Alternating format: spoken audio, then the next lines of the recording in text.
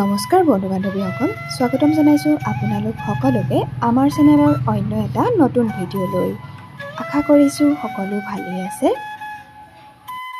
কন্যা আদৃতিক লগত লৈ বিদেশত এইবাৰ অসমৰ মোহময়ী অভিনেত্ৰী বৰষাৰাণী বিষয়া। সাত সাগৰ পাৰ হৈ কণমানি পৰিজনীক লগত লৈ অসম অভিৱৰ্তন কৰিছে বৰষাৰাণী বিষয়াই। পিছে কি কাৰণত বৰষাৰাণী বিষয়াই বিদেশ ভ্ৰমণ কৰিব লগা হ'ল আপোনালোকে বাৰু জানেনে?